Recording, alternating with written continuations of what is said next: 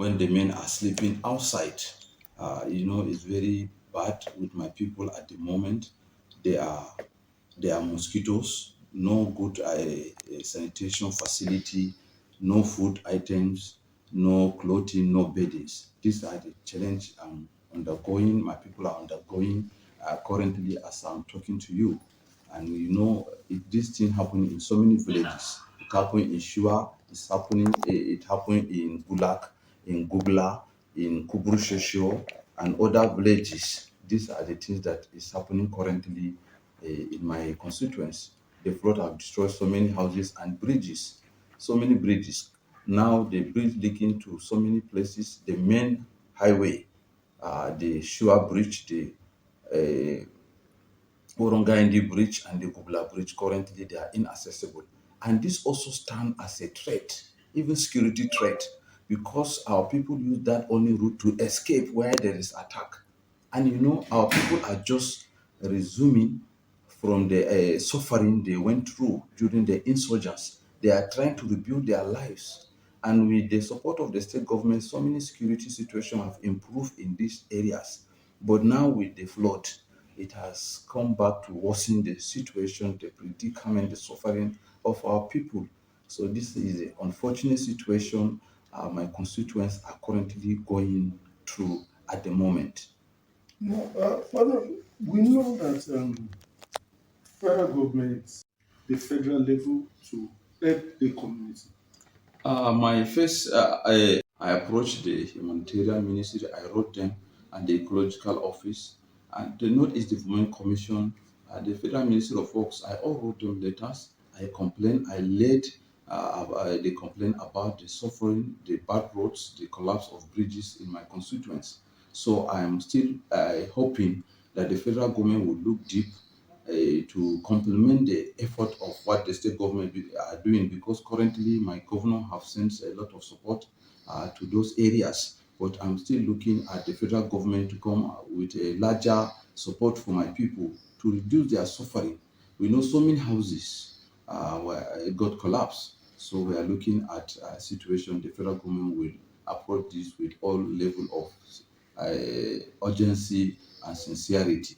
Now, can we discuss in terms of numbers over 500 or thereabouts? Yeah, we can at the moment we don't will collapse after 2 days, 3 days, because it has soaked.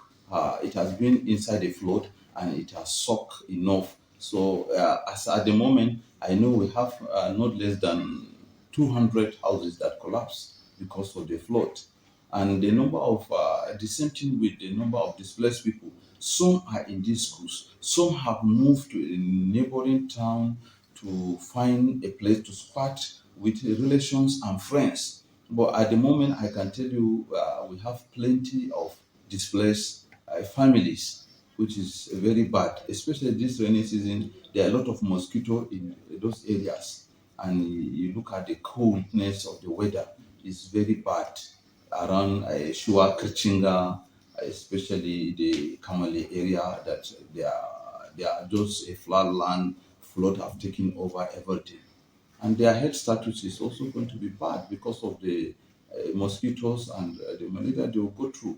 And we pray that other diseases like cholera didn't have its way in. Otherwise, it's very bad. It's very bad. Now, okay, sir.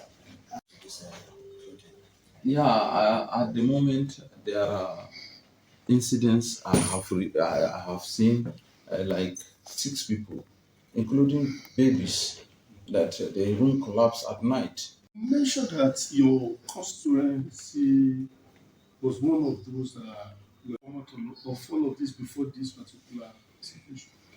Twins, which is Madagali and Michika local government in Adamawa State. We are part of the places that the Boko Haram attacked, and we are all displaced. All displaced. They took over those local government, and they burnt a lot of houses. They burnt a lot of churches and mosques. They were destroyed, and after the peace in those areas, the individuals were taking effort to rebuild their houses. And now with this incident of the flood, you know what it means. Those individuals that are trying to build back their life, bring pieces of their life back to life, they are still going again with this natural disaster. So life has not been easy in our area. And apart from that, our people are mostly farmers. And we also have another big challenge of transportation of fertilizer that they will use in their farms. These are things that have added even to the suffering of the people in my constituents. You cannot move with your fertilizer, and a bag of fertilizer will be sold in Abuja for 15,000. In my constituency, is going for 40,000, and there is going to be a lot of restriction from the security agents on the ordinary farmers buying even one pack of fertilizer.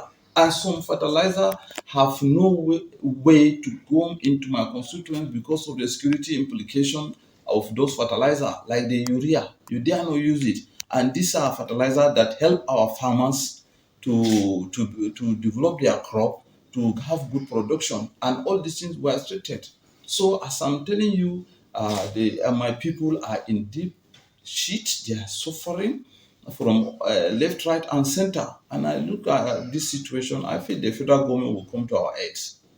No, Have not benefited any construction of schools and other by some the state government, the other agency, but individually, I'm telling you, our people, some cannot afford home. Some, since insurgents, have lost their home completely. Nothing has come to our people, and we have complained severally at different stages. on your part, we know you have been assisting.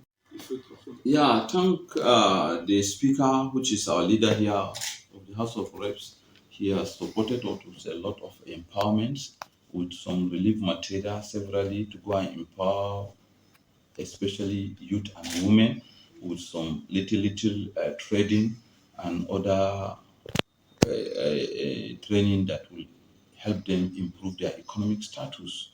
These are things that we have tried at our own level to support our people to bring back their life that was scattered during the insurgents. So these are the things we have sent a lot of training, we have sent a lot of empowerment towards developing our constituents, which are not adequate to say. But all the same, we have tried our best. Okay, let's quickly look at 2023 election. If the people out are missing insurgency, are miss flooding, ravaging.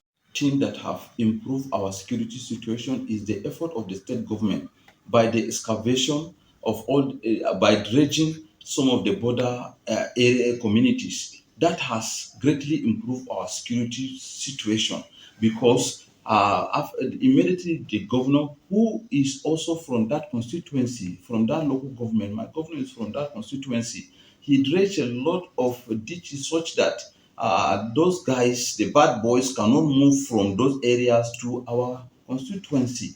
So this is a great effort, and the people appreciate that they are able to sleep with their two eyes closed now after the insurgents with the coming of the state governor. So this has improved, and I feel the community appreciated his effort. If you check the effort of the state government also in developing the primary schools, the health facility, rendering of free education, especially the payment of WAEC and NECO to the local peasant farmers, to all the children in Adamawa, students in Adamawa State, this has also given a plus to the current governor in the state. And I feel people are happy about it. And we look at 2023 as a payback period for my community to pay the current governor back for that effort. So 2023 is a good deal for my people with the governor, the incumbent governor. My prayers is the agency I approach, the NEMA, the Ministry of Humanitarian Affairs, the Ecological Fund, Northeast Development Convention, especially to establish to help all these communities in the Northeast, and the Ministry of Works. They should come urgently to our needs, especially NEMA, that some of these bridges, they need to come and find a temporary solution at the moment, within few hours to see that our people are capable to move. Because if those bridges are not fixed, our people are still exposed to danger. Thank you, sir.